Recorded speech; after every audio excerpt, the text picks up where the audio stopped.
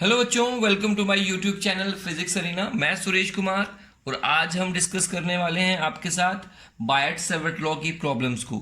बच्चों, बायट-सैवर्ट लॉ की जो प्रॉब्लम्स हैं ये एग्ज़ाम में बहुत बार आती हैं। इसके अलावा आपके एंट्रेंस एग्ज़ाम्स में इवन बहुत बार इसके रिलेटेड क्वेश्चंस नेट के एग्ज़ाम में देखे गए हैं। तो इसलिए ध्यान से समझिएगा इनको किस तरह से करना है। बहुत ही इजी हैं और ट्रिकी क्वेश्चंस हैं।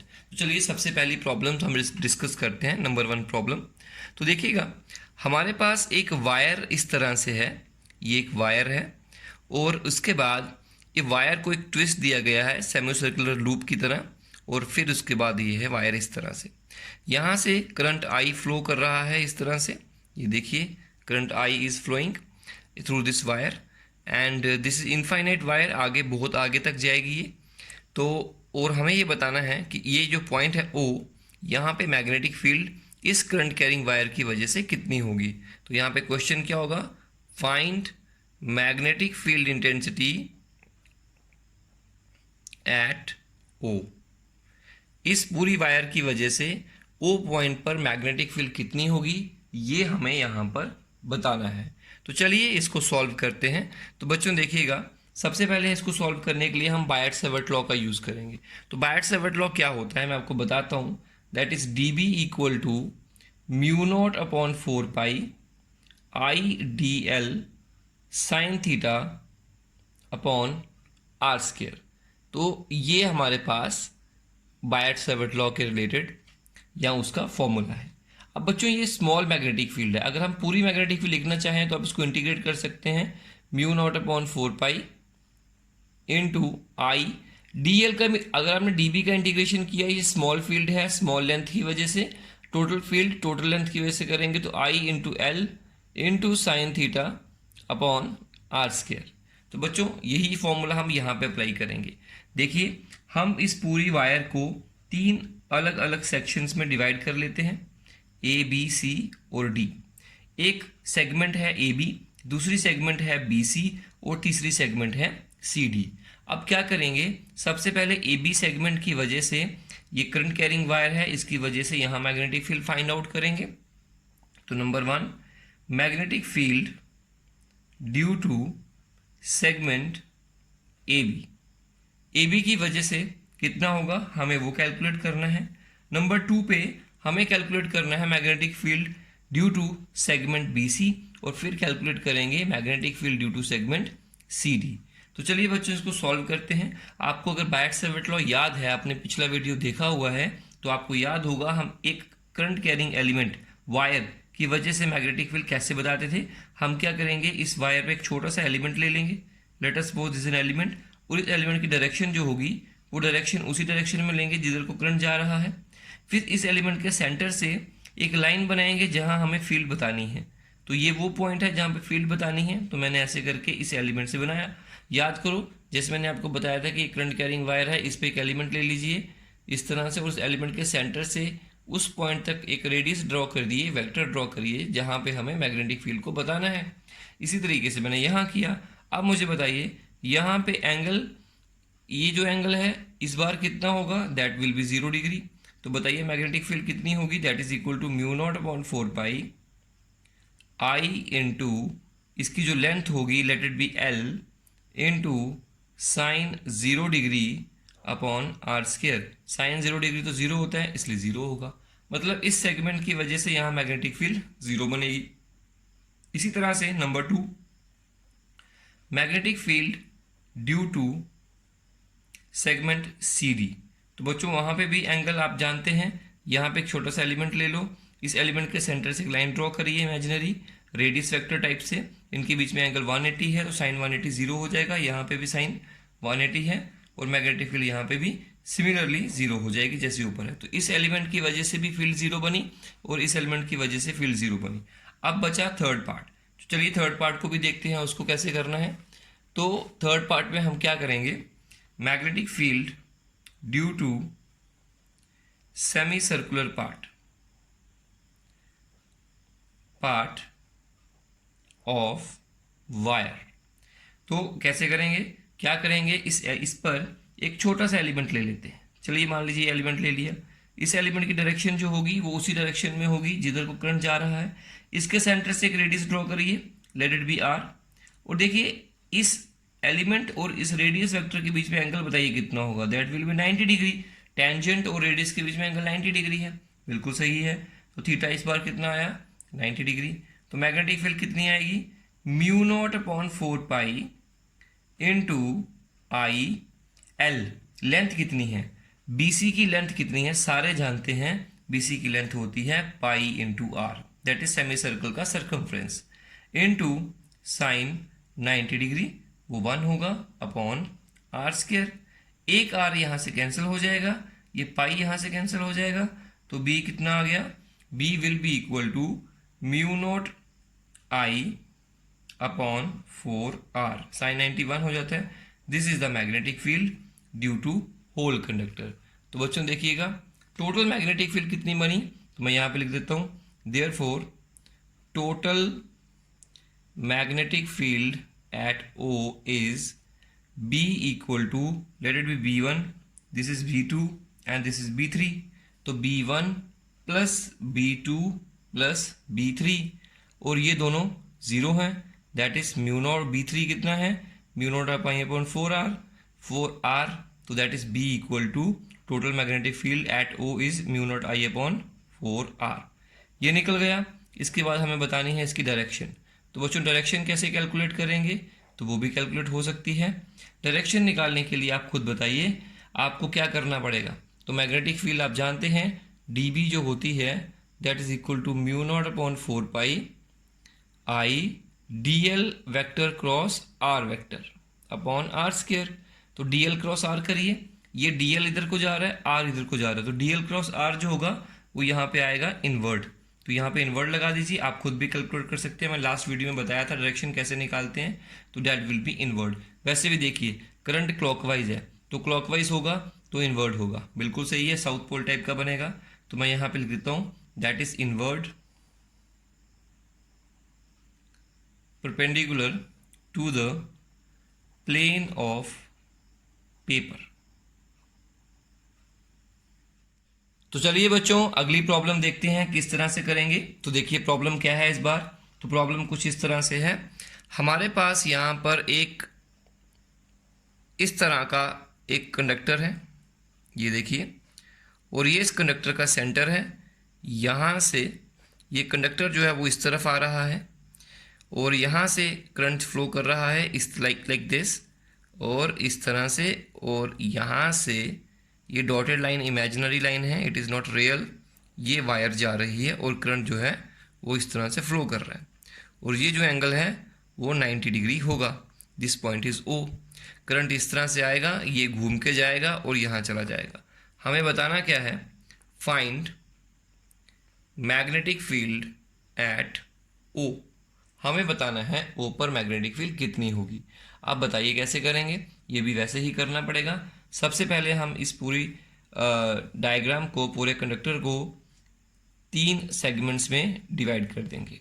अब आप जानते हैं जैसे पिछली बार किया, AB सेगमेंट की वजह से यहाँ मैग्नेटिक फील्ड 0 होगी, क्योंकि जब यहाँ पे हम एक छोटा सा एलिमेंट लेंगे, इस एलिमेंट से जब एक रेडियस ड्रॉ करेंगे यहाँ तक का, तो उस एलिमेंट और रेडियस के बीच में एंगल जो है वो 0 डिग्री बनेगा, तो साइन 0 डिग्री 0 हो जाएगा, जैसे लास्ट टाइम हुआ था।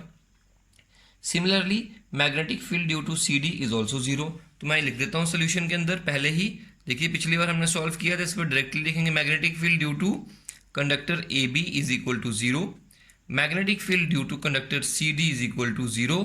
अब कहानी आती है सिर्फ इसकी, तो इसके लिए कैसे निकालेंगे, number 3, number 1, number 2 and number 3। Magnetic field due to BC इस सर्कुलर पार्ट की वजह से निकालेंगे, कैलकुलेट करेंगे। तो फॉर्मूला होता है mu naught upon 4 pi I L. अब इसकी लेंथ लिखनी है, तो बच्चों कितनी लेंथ होगी, तो आप जानते हैं आर्क या theta equal to arc upon radius, बिल्कुल सही। तो भाई आर्क किसके बराबर आएगी, तो arc equal to theta multiply radius. तो थीटा मल्टीप्लाई रेडियस जो होगा वो करेंगे यहाँ पे, तो देखिएगा थीटा मल्टीप्लाई रेडियस। तो मुझे बताइए यहाँ पे थीटा कितना है, ये ये आर्क जो एंगल सबटेंड कर रही है वो ये है, तो ये कितना होगा यहाँ पे 270 डिग्री। ऑब्वियसली ये 90 प्लस 270 360 हो जाएगा। तो यहाँ पे लिखेंगे आई, और 270 को हम एसआई फॉर्म में लिखेंगे, रेडियंस की फॉर्म में लिखेंगे तो कैसे लिखेंगे 3 टाइम्स पाई/2, तो यही होगा। तो यहाँ पे लिखेंगे हम लोग थीटा मल्टीप्लाई रेडियस, जो लेंथ होगी इसकी वो होगी थीटा मल्टीप्लाई रेडियस, मतलब 3 पाई/2 multiply radius, let it be r. तो ये रेडियस कितना होगा इस बार हमारा आर, तो theta into R equal to R length into sine of 90 degree. Why, अगर हम इस पर कोई भी एलिमेंट ले लेंगे तो यहाँ से जो रेडियस वेक्टर ड्रॉ करेंगे उसका और इसका एंगल कितना होगा हमेशा 90, दैट्स वाई साइन 90 हो जाएगा upon are square, that is equal to mu naught upon 4 pi. यहाँ से मैं ये कैंसिल कर देता हूँ पाई, और एक आर यहाँ से कैंसिल हो जाएगा, तो मैं इसको दोबारा लिख लेता हूँ म्यू नॉट, और आई लिखेगा आगे मल्टीप्लाई 3 आएगा और नीचे आएगा 4 into 2 8 R, that is equal to 3 mu naught I upon 8 R. This is the magnetic field due to B C. अब मुझे बताइए टोटल मैग्नेटिक फील्ड भी यही होगी, और डायरेक्शन क्या होगी, ऑब्वियसली डायरेक्शन होगी इसकी इनवर्ड्स। क्यों? क्योंकि करंट कैसे फ्लो कर रहा है क्लॉकवाइज, अगर एंटी क्लॉकवाइज होता तो आउटवर्ड होती। तो चलिए बच्चों आपके सामने नेक्स्ट प्रॉब्लम तैयार है, चलिए देखते हैं इसको कैसे करना है। जैसे हमने पिछली प्रॉब्लम्स को किया था वैसे ही करेंगे। ये देखिए ये एक वायर है, इस तरह से इसमें करंट फ्लो कर रहा है, फिर यहाँ से करंट ऊपर जाएगा, फिर ऐसे घूम के आएगा और फिर यहाँ से वापस आएगा। तो इस लूप में करंट फ्लो कर रहा है आई वैल्यू का, और हमें बताना है कि इस ओ पॉइंट पर कितना मैग्नेटिक फील्ड होगा। इसका इस आर्क का डिस्टेंस जो है वो बी है, और इस छोटी आर्क का डिस्टेंस जो है वो ए है, और ये जो एंगल होगा लेट इट बी अल्फा, इस एंगल को हम अल्फा मान लेते हैं। तो चलिए बच्चों इसको करते हैं। सबसे पहले एक बात याद रखिएगा, कभी भी कोई आपको वायर दी होगी, इसमें करंट आई फ्लो कर रहा है, तो कोई भी उस वायर के स्ट्रेट सामने जो पॉइंट होगा ना, वहां तो मैग्नेटिक फील्ड हमेशा जीरो ही रहेगी। क्योंकि अगर आप इस पे एक एलिमेंट लोगे और वहां से एक रेडियस वेक्टर ड्रॉ करोगे तो फिर क्या होगा, एंगल 0 डिग्री होगा, और जब आप बायर से वेक्टर लगाएंगे तो वहां पे साइन 0 डिग्री हो जाएगा, और फाइनली मैग्नेटिक फील्ड भी 0 हो जाएगी। तो इसलिए सीधा याद रखिए कि कोई भी अगर आपको एक कंडक्टर दिया है, कंडक्टर के बिल्कुल सीध में जो पॉइंट होगा ये वाला, यहाँ तो डायरेक्टली मैग्नेटिक फील्ड 0 होगी। तो चलिए इस बार हमने फिर से इसको सेक्शंस में डिवाइड किया, पी क्यू आर एस। तो देखिए magnetic field due to S P and magnetic field due to Q R या आर क्यू। तो आर क्यू और इसकी वजह से मैग्नेटिक फील्ड कितनी हो जाएगी 0, क्योंकि ये इस कंडक्टर के पार्ट का और इस कंडक्टर के पार्ट के बिल्कुल सीध में ये पॉइंट आता है, इसलिए इसकी वजह से और इसकी वजह से मैग्नेटिक फील्ड नहीं बनेगी। अब बचे ये दो हिस्से, तो इन दोनों हिस्सों की वजह से मैग्नेटिक फील्ड कैलकुलेट करते हैं।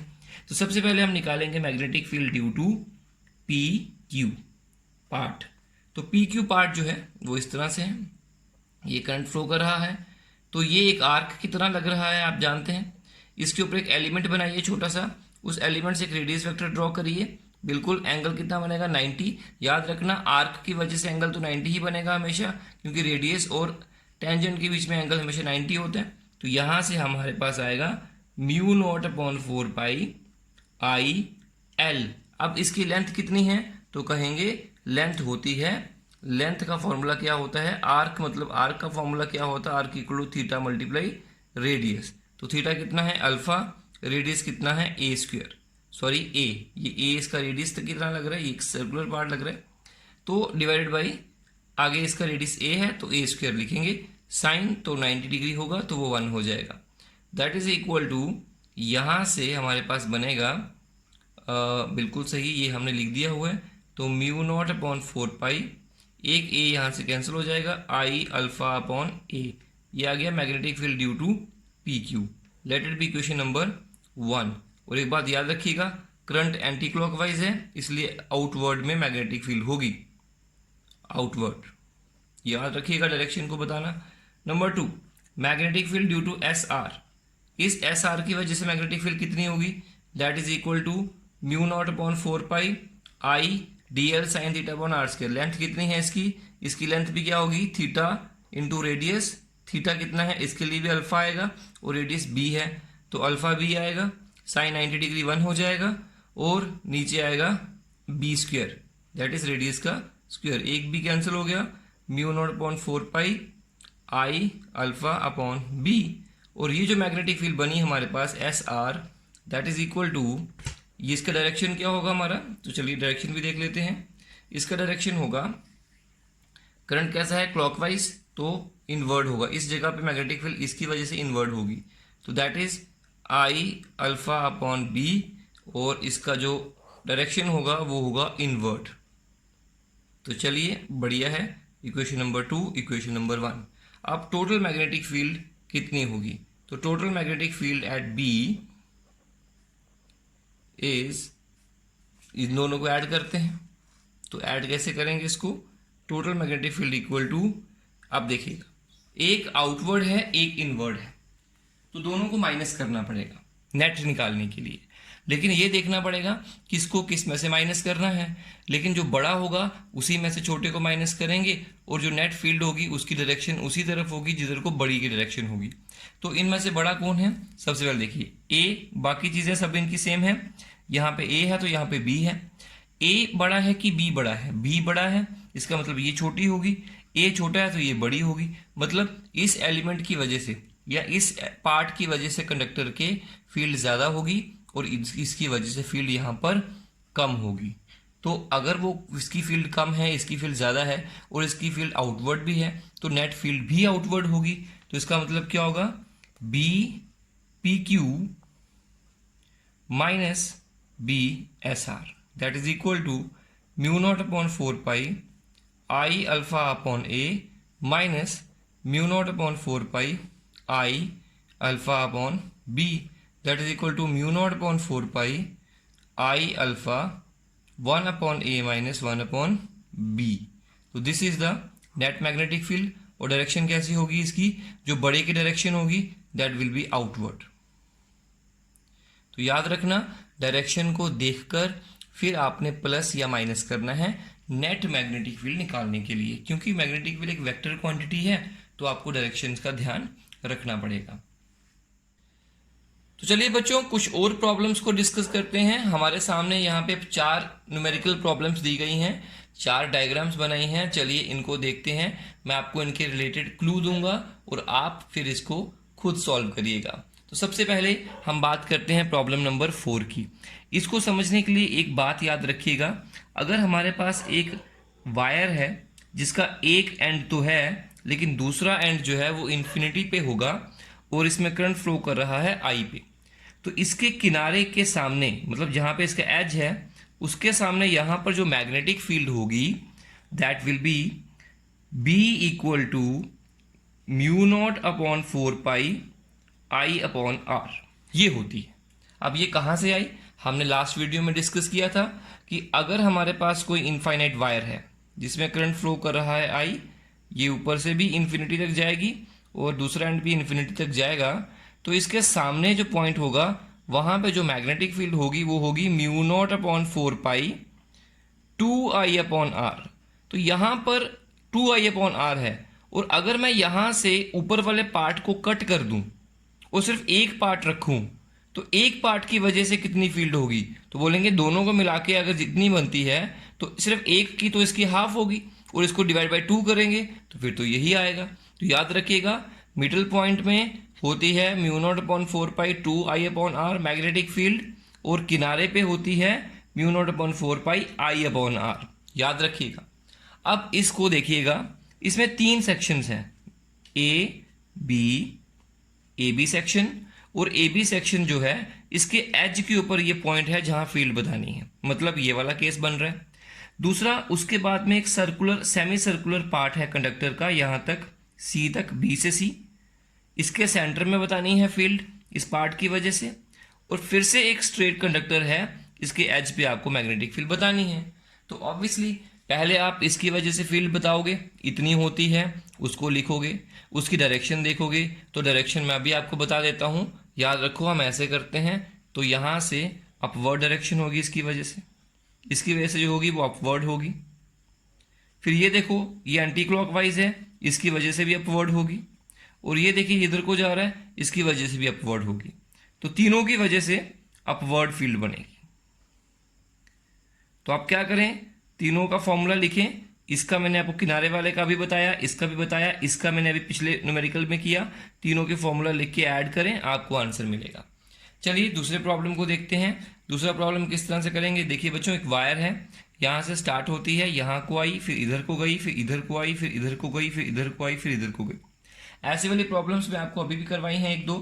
इसके देखिएगा, सबसे पहले इस पॉइंट पे फील्ड बतानी है ना, तो देखिएगा जिस वायर के सामने, इसका नाम रख लीजिए O A B C D E F। तो देखिए ये वायर के सामने पॉइंट आ रहा है, तो इसकी वजह से फील्ड नहीं बनेगी, जीरो बनेगी। इसकी वजह से इसके सामने आ रहा है, फील्ड जीरो बनेगी। इसके भी सामने आ रहा है, फील्ड जीरो बनेगी। फील्ड बनेगी बस इसकी वजह से, इसकी वजह से और इसकी वजह से। अभी मैंने लास्ट क्वेश्चन बताया, तो देखिएगा आपने बस ये देखना है इसकी वजह से फील्ड का मैग्नीट्यूड क्या होगा, इसकी वजह से क्या मैग्नीट्यूड होगा, इसकी वजह से क्या मैग्नीट्यूड होगा।